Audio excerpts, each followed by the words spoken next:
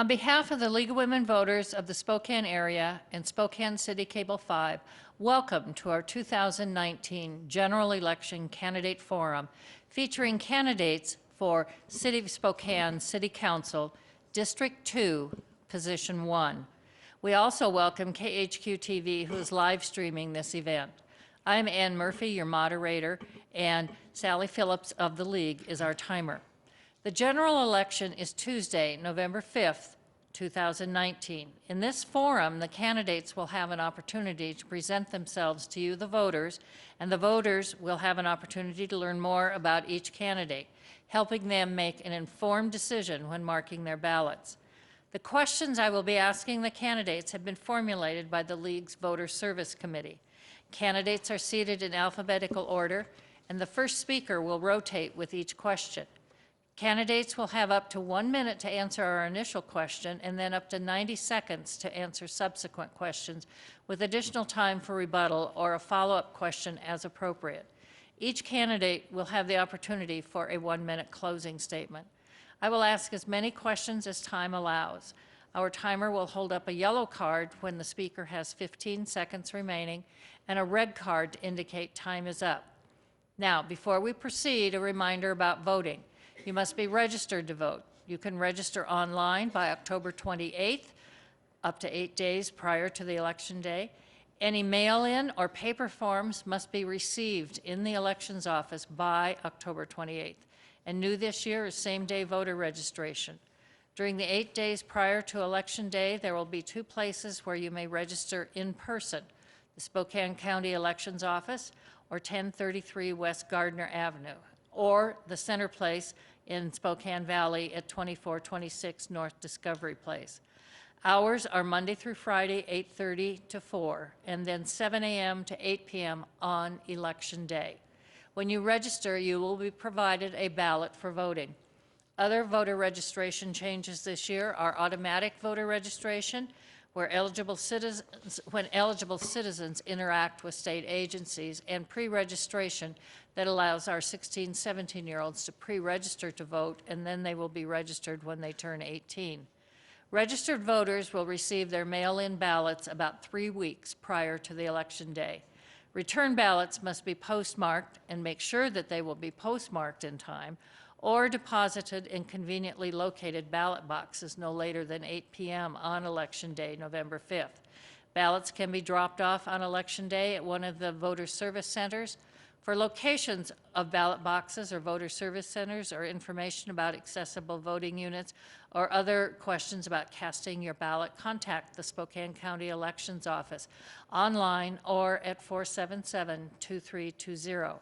Contact information for the candidates, as well as a voter's guide, can be found on the website at the Elections Office, and additional information can be found at the state website, votewa.gov, and on the League of Women Voters online guide, vote411.org.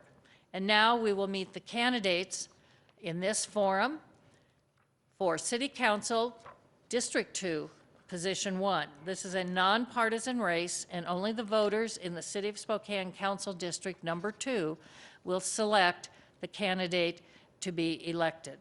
That district is generally the portion of the city south of I-90 and the downtown core of Spokane.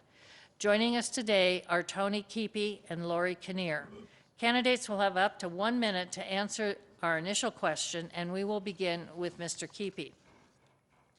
Let's see if I find the question.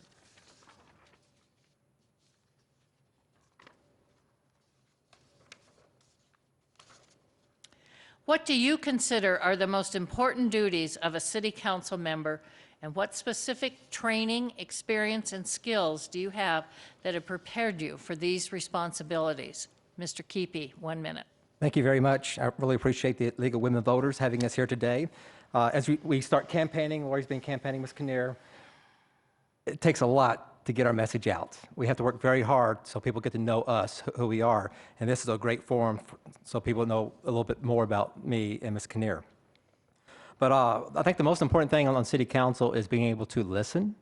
We need to know what's happening. As I've been doorbelling and talking to neighbors, I want to listen to them because everybody's passionate. They have different views of what they see is best for the city, but you have to understand and talk to what they want so you can be part of that.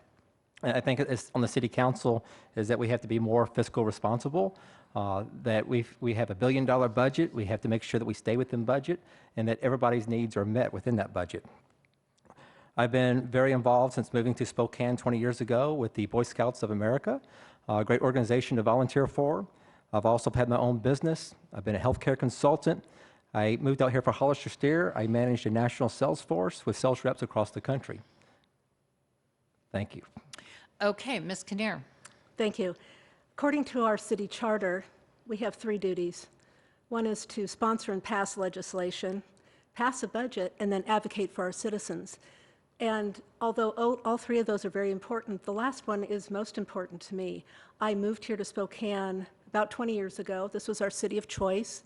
And I got involved in the neighborhood council where I lived almost immediately. I was the secretary-treasurer for the neighborhood council. And that is a great platform and training ground for running for council or running for office.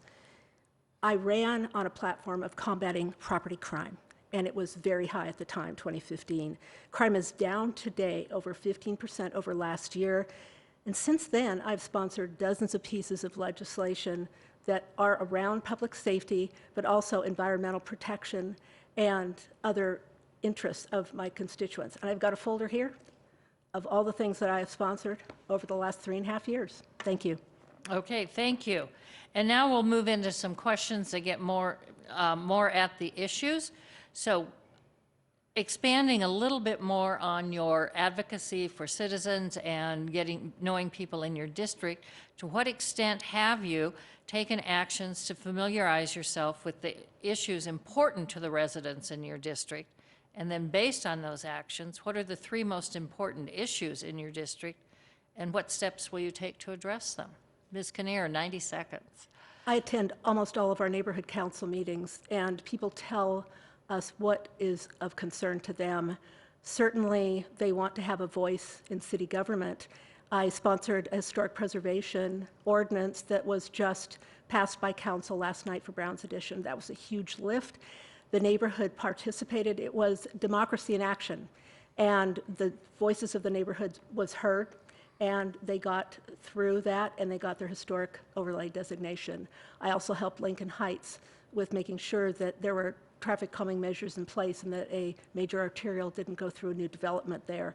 So each neighborhood has its issues, and you're always going to hear about crime because it is an issue for our neighborhoods. And you're always going to hear about traffic going too fast and trying to calm traffic through our neighborhoods because that is an issue for them as well. Okay, thank you. Mr. Keepy? Repeat the question again. Oh, certainly. To what extent have you taken actions to familiarize yourself with the issues important to the residents in your district? And then based on that, what are the 3 most important issues for your district, and what specific steps will you take to address them? Well, there's one issue that seems to be on everybody's mind as I've been doorbelling, and that's what you find out. You find out what's really happening in the city is by doorbelling and actually talking to the citizens. What's important to you? Public safety. Apparently, South Hill citizens used to walk downtown, ride their bicycle downtown, but they don't feel safe going downtown anymore. We have a homeless crisis. We have to address the homeless crisis. Have our policies worked that we've implemented over the past 4 years? If you think it's better, then you need to vote for Ms. Kinnear. If it's not better, you need to vote for Tony Keepy because we got to make changes. That's what everybody wants to talk about. The second issue I want to run on or talk about that is road improvements. We have over 60 miles of streets in Spokane that aren't paved. And I've gone out meeting with citizens using Google Maps, and next thing I know, I'm going through a gravel road on the South Hill. I'm just surprised at how many gravel roads we have.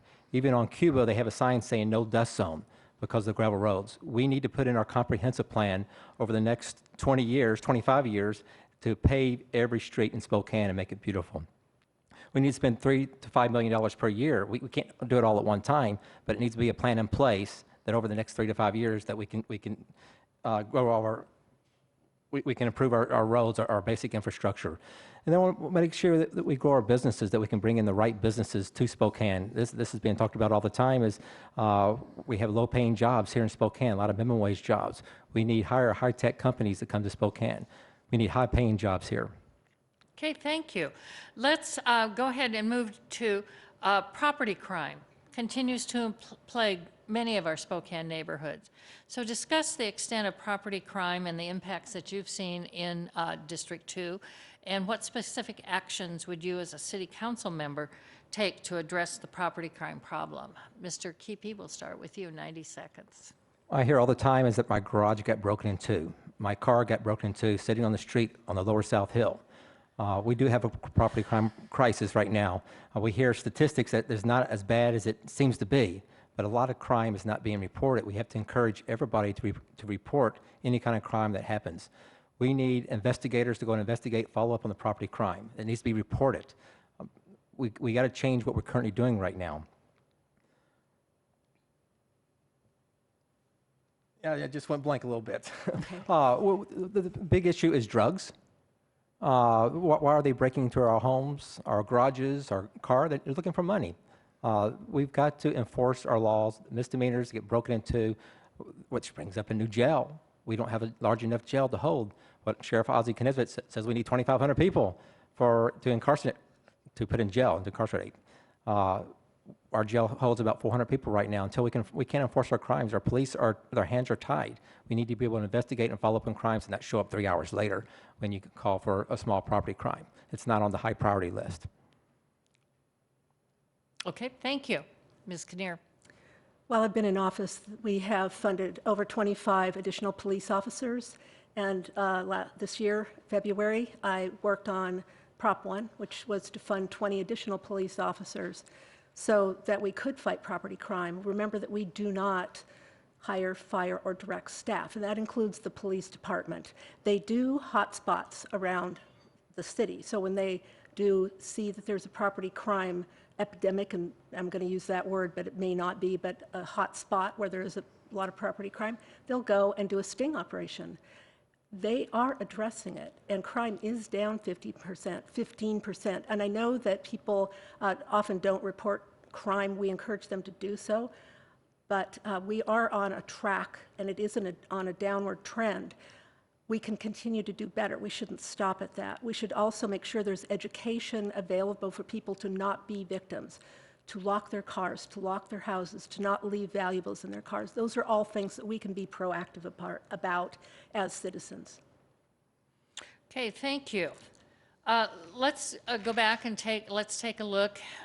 We've talked with several folks as part of our series of forums in terms of the approximately 350 zombie homes that are spread throughout the city, as these homes are called, because they've been vacated. They greatly impact the quality of life in our neighborhoods. And how prevalent is this problem in your district, and are existing ordinances adequate to address it? If not, what changes are needed?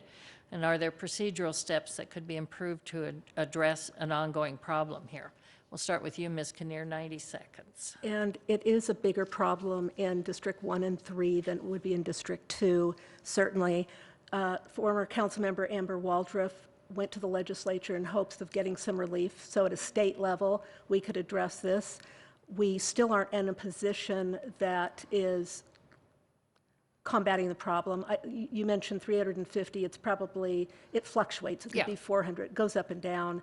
But we need to talk to our banks, the big banks that actually hold the mortgage on these houses, and persuade them that they need to let these go as houses that could be sold, and certainly people could fix up and live in, because 300, 500, whatever the number is, it's too many, and we need to address it. Okay, thank you. Mr. Keepy?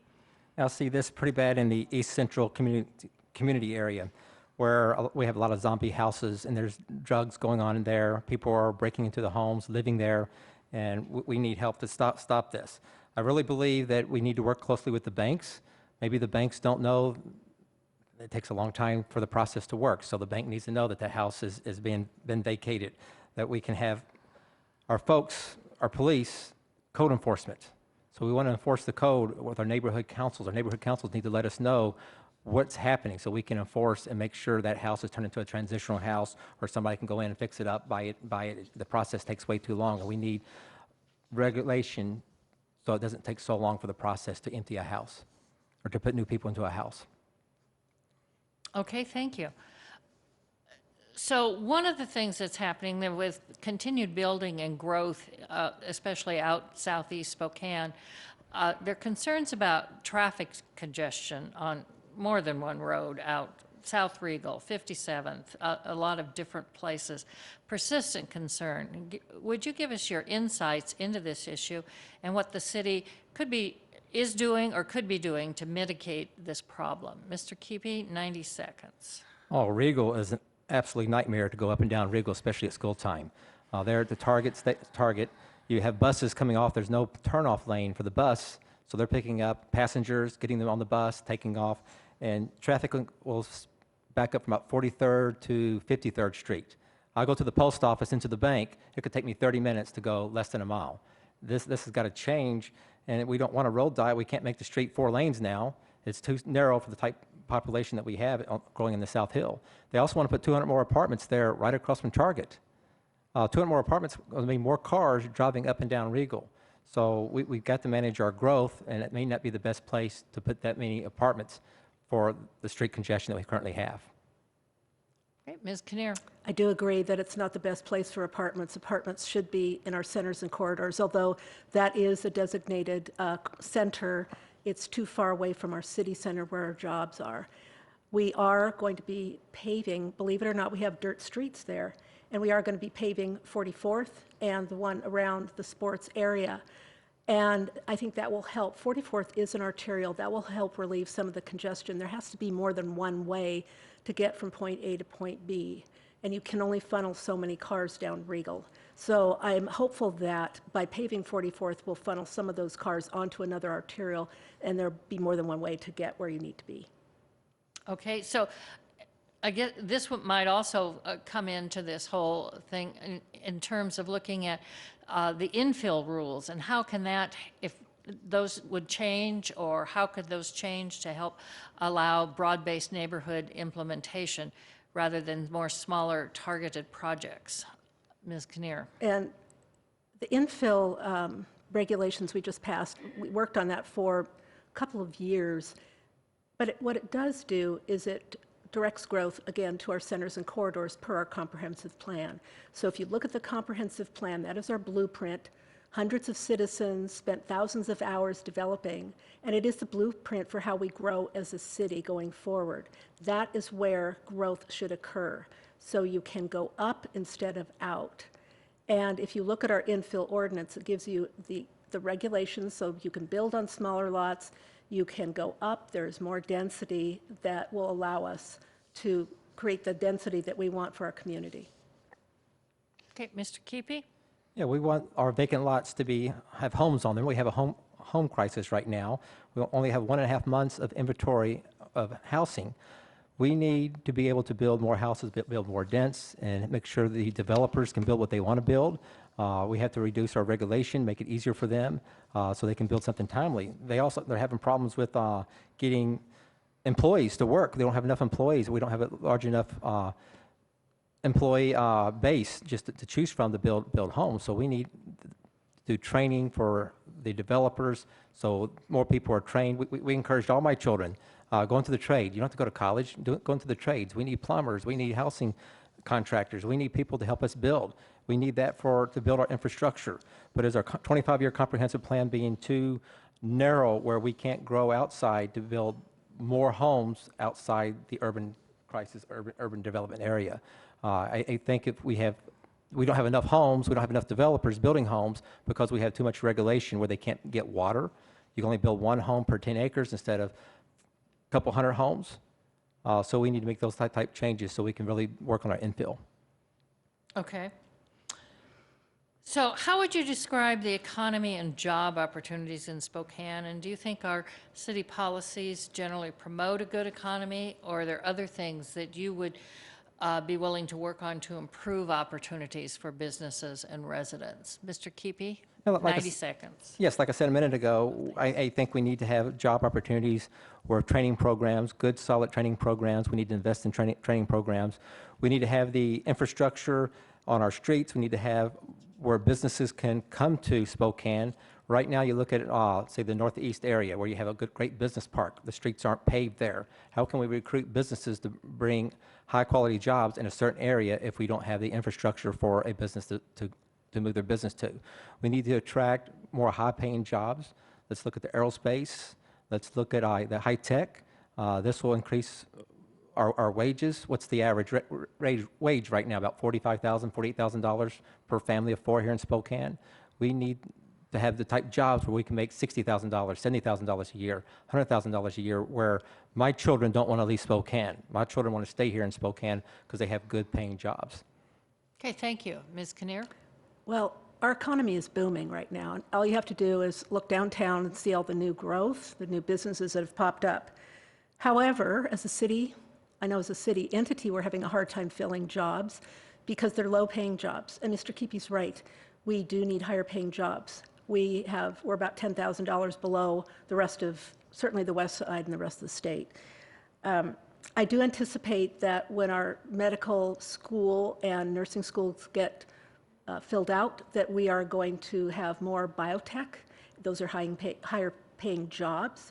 And as a city council, we can encourage that by making sure that our infrastructure is such that it encourages people and businesses to move here. Okay, thank you.